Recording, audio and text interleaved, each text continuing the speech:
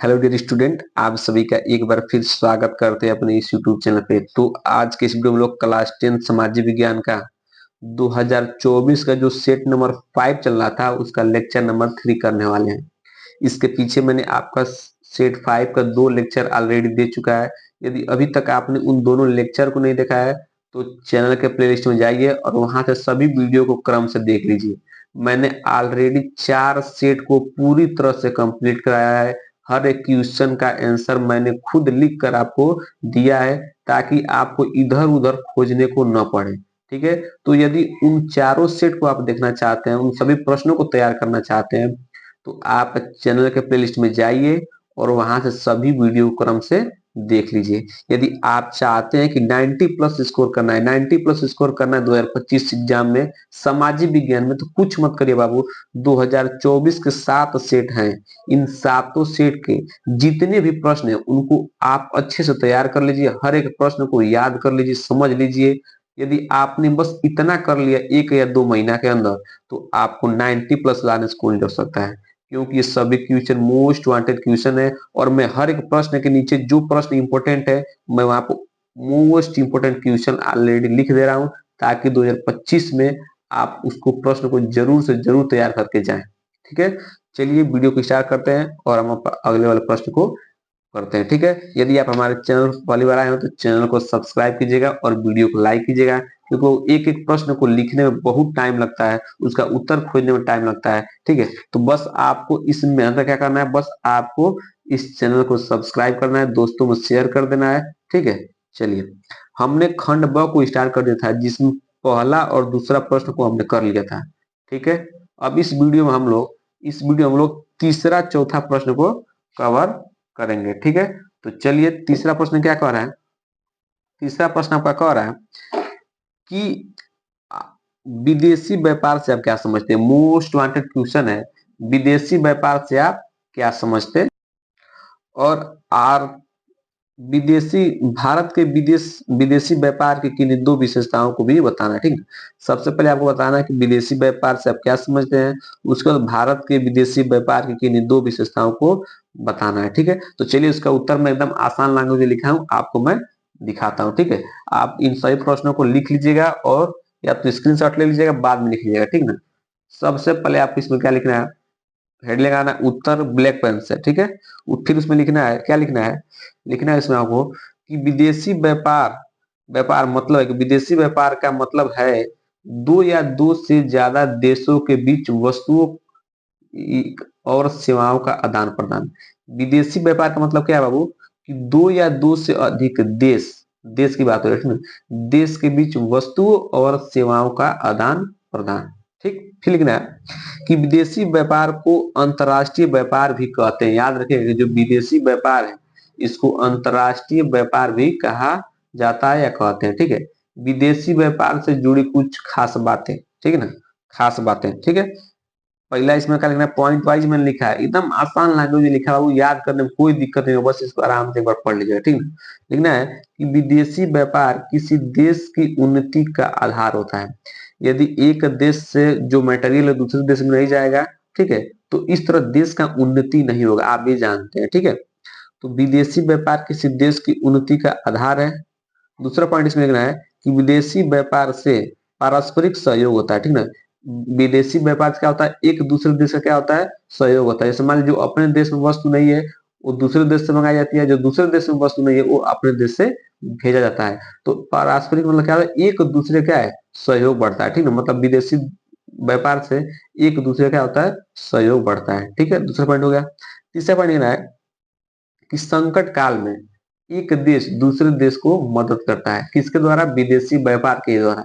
आप भी जानते हैं कि जब मान लीजिए किसी देश में किसी चीज की कमी हो गई तो अपने देश से क्या है, उसको भेजा जा सकता है। ठीक, और मान लीजिए अपने देश में कोई मान लीजिए संकट आ गई तो क्या होती है, दूसरे देश से उस वस्तु को मंगा ली जाती है, किसके द्वारा, विदेशी व्यापार के द्वारा। ठीक है, तो संकट काल में एक देश दूसरे देश को मदद करता है। ठीक, उसमें लिखना है, फिर चौथा पॉइंट इसमें लिखना है, क्या लिखना है, लिखना है कि विदेशी व्यापार में वस्तुएं एक देश की सीमाओं को पार करके दूसरे देश में जाती है। विदेशी व्यापार में क्या होती है कि जो वस्तुएं होती है एक देश की सीमाओं को पार करके दूसरे देश में जाती है। ठीक है, तो ये रहा आपका विदेशी व्यापार का मतलब क्या है, अर्थ क्या है, वो आपने बता दिया। ठीक है, ठीक। अब आपको हेडिंग लगाना कि काले पेन से कि भारत की निम्नलिखित दो विशेषताएं हैं। ठीक ना, आपसे विशेषता दो पूछा था, तो वही दो विशेषता आपको अब लिखना है। ठीक है, इसमें लिखना है आपको वाला दो ही पॉइंट इसमें लिखना है। क्या लिखना है कि भारत का कुल व्यापार लगातार बढ़ रहा है। ठीक ना, भारत का कुल व्यापार जो है वो लगातार क्या हो रही है, बढ़ रही है। ठीक है, फिर लिखना है कि भारत में निर्यात में विविधता आ रही है। ठीक ना, अब आप जान रहे हैं कि जो भारत में निर्यात मतलब आने और जाने में जो चीजें हैं वो क्या, उनमें विविधता, मतलब विविधता आ रही है, मतलब कोई ना कोई गड़बड़ हो रही है। ठीक ना, निर्यात मतलब किसी वस्तु को भेजने या लाने में क्या हो रही है, भारत में कुछ संकट हो रही है, उसको आपको आगे पढ़ना है। ठीक है, तो चलिए इस तरह आपका जो तीसरा प्रश्न था उसका इतना आंसर आपको लिख देना है, आपको पूरा फुल नंबर मिल जाएगा। ठीक है, इतना आसान लैंग्वेज है कि आप एक बार पढ़ के इसको लिखेंगे तो आपको याद हो जाएगा। ठीक है, चलिए अब अगला प्रश्न देखिए।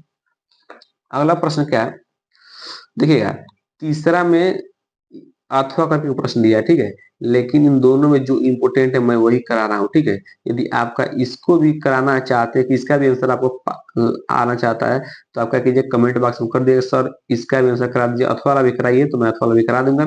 लेकिन इन दोनों में जो इम्पोर्टेंट है 2025 एग्जाम के लिए मैं उसको ऑलरेडी करा दे रहा हूँ। ठीक है, चलिए मैं जितना करा हूं बस आप उतना करके एग्जाम में जाइएगा। ठीक है, चलिए चौथा प्रश्न है कि चौथा प्रश्न जो अर्थ वाला प्रश्न कर दिया है ये इंपोर्टेंट है, अर्थ वाला कि भारत में सड़क परिवहन के सापेक्षिक लाभों को विवेचना कीजिए। मोस्ट इंपोर्टेंट क्वेश्चन है कि भारत में सड़क परिवहन सापेक्षिक लाभों का करना, विवेचना करना है। 4 नंबर का आपका प्रश्न है, 4 नंबर का प्रश्न है, आप 3 से 4 पॉइंट इस पे लिख देंगे, पूरा फुल नंबर मिल जाएगा।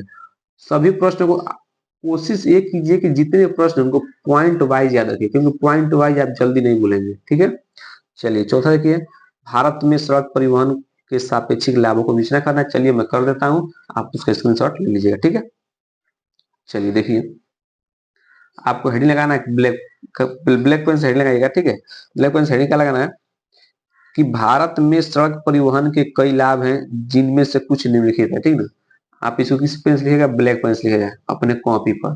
ठीक, मैंने ब्लू पेन से लिखा है लेकिन आपको किस पेन से लिखना है, ब्लैक पेन से, ताकि आपका जो कॉपी हो थोड़ा अट्रैक्टिव लगे। ठीक है, तो ब्लैक पेन से इसको लिख दीजिएगा। ठीक है, अब इसमें पॉइंट लिखना है, पहला आपको पॉइंट लिखना है कि लचीलापन। क्या लिखना है, लचीलापन। ठीक, पहला पॉइंट आपको लिखना है क्या, लचीलापन। यहाँ पहला पॉइंट डाल दीजिएगा आप लोग।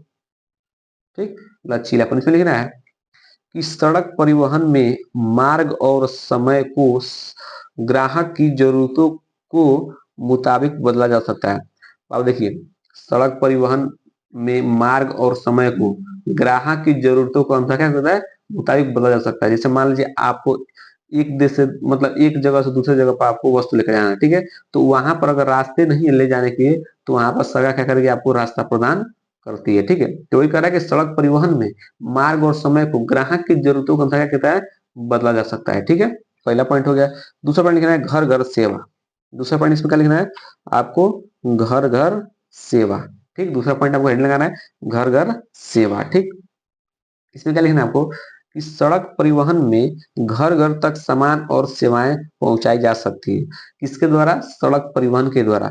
यदि आपके पास सड़क ही ना हो, ठीक, तो आप एक वस्तु को दूसरे जगह कैसे आप ले जाएंगे, सड़क के द्वारा लेके जाएंगे। वही बात है, इस सड़क परिवहन में घर घर तक सामान और सेवाएं पहुंचाई जा सकती है। ठीक है, किसके द्वारा, सड़क परिवहन के द्वारा। ठीक, दूसरा पॉइंट हो गया।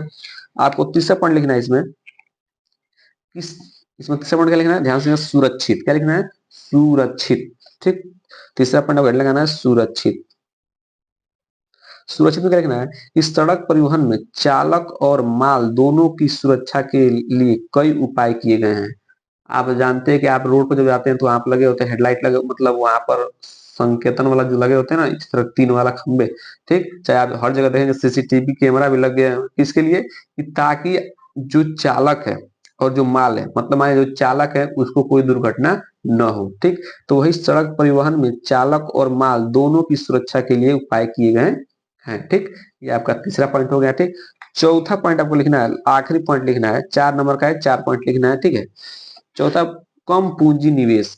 चौथा क्या लिखना है, चौथा आपको लिखना है कम पूंजी निवेश। ठीक, इसमें क्या लिखना है कि सड़क बनाने की लागत कम होती है और रेलवे की तुलना में इन पर कम पूंजी निवेश की जरूरत होती है। ठीक है, जो सड़क बनाने में जो खर्चा होता है बाबू, वो कम होती है, और रेलवे की तुलना में जो रेलवे जैसे जो रेलगाड़ी वगैरह आती है, ट्रेन वगैरह, ठीक, उनको मतलब खर्चा करने में रेलवे की तुलना में इन पर कम पूंजी निवेश की जरूरत होती है। मतलब यदि मान लीजिए आपको रेलवे की जो भी वस्तु बनानी है, ट्रेन पटरी उटरी लगानी है, तो उसके तुलना में क्या होती है, बहुत कम होती है। ठीक ना, मतलब कम निवेश की जरूरत होती है। ठीक है, तो ये आपके हो गए 4 पॉइंट। आप इन चारों पॉइंट का एक साथ देख लीजिए। ठीक है, और इसका स्क्रीनशॉट ले सकते हैं। ठीक है, आप इसका स्क्रीनशॉट ले लीजिए और इसको याद कर लीजिएगा। ठीक है, एकदम आसान लैंग्वेज में लिखा है और एकदम छांट छांट कर लिखा है ताकि आपको याद करने में कोई भी दिक्कत न हो। ठीक, तो ये रहे आपके दोनों प्रश्न। ये आशा करते हैं कि दोनों प्रश्न एकदम अच्छे समझ में आ गए होंगे आपको। ठीक है, तो खंड ब के जितने प्रश्न थे मैंने ऑलरेडी करा दिया है। ठीक है ना, ये आपका खंड ब भी समाप्त हो गया। अगले वीडियो हम लोग वर्णात्मक सेकंड क्वेश्चन करेंगे और पांचवा छठवा सातवां आठवां प्रश्न को कवर कर लेंगे। ठीक है, यदि आपको वीडियो अच्छा लगा तो वीडियो को लाइक कीजिएगा और चैनल को सब्सक्राइब जरूर कीजिए।